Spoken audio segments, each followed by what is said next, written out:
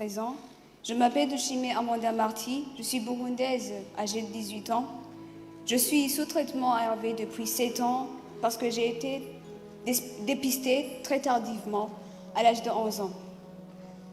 Je me suis engagée il y a 2 ans auprès de mes pairs pour les accompagner et les aider à faire face à la maladie.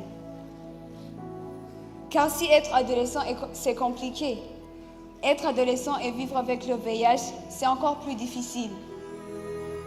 Nous rencontrons des difficultés telles que la prise quotidienne de médicaments, les hospitalisations répétées, les discriminations et les stigmatisations, le poids du secret.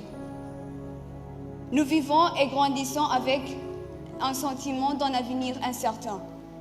C'est pourquoi c'est un honneur, aujourd'hui, à l'occasion de la 6e conférence de reconstitution du Fonds mondial, d'être parmi vous, de porter en tant qu'ambassadrice du réseau Grandir Ensemble, soutenu par SIDAction, la voix des jeunes de l'Afrique de l'Ouest, de l'Est et du Centre.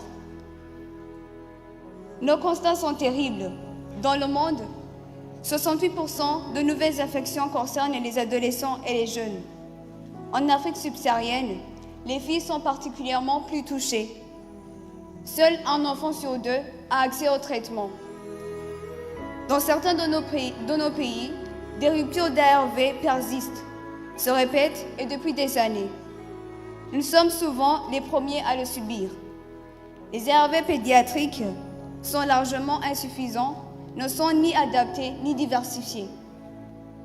L'accès au suivi biologique est également limité et irrégulier.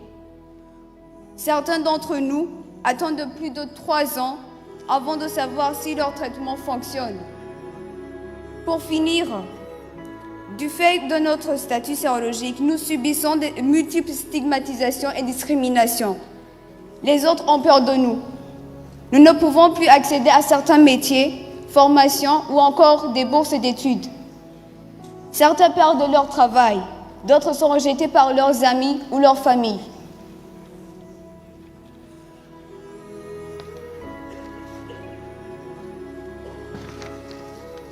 Nous ne voulons plus de cela. Nous ne voulons plus être stigmatisés ni soignés à l'aveuglette. Ou encore moins que des personnes meurent pour des causes qui pouvaient être évitées. Pour nous, les enfants, ados et jeunes, le chemin est encore long. Nous, jeunes, vivons avec le VIH/SIDA. Nous ne réclamons que rien de plus que le respect de nos droits.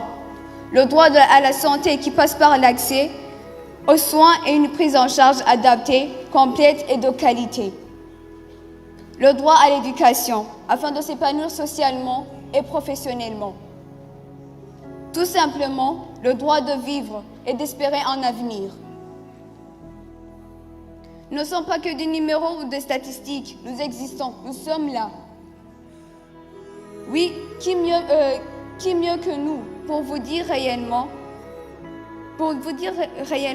aux décisions qui nous concernent, participer aux décisions qui nous concernent. Nous ne voulons pas être cantonnés au simple rôle de bénéficiaires, mais être acteurs de notre propre développement. La réponse aux épidémies doit être construite par nous, avec nous. Nous savons mieux que quiconque ce dont nous avons besoin. Laissez-nous vous mettre en garde. Laissez-nous réellement vous dire là où nous souffrons. Notre santé, notre éducation, notre insertion doivent être des priorités.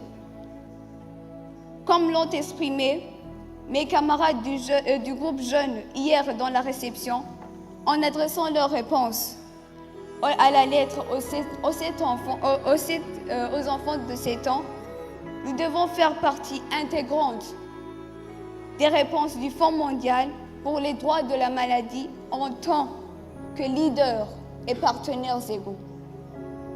Notre vie a de la valeur. Vous ne devez jamais l'oublier. Aujourd'hui, nous n'avons qu'un seul choix, accélérer le mouvement et faire que cette 6e conférence de reconstitution soit un succès. Entendez-nous, impliquez-nous, accélérons le mouvement. Merci.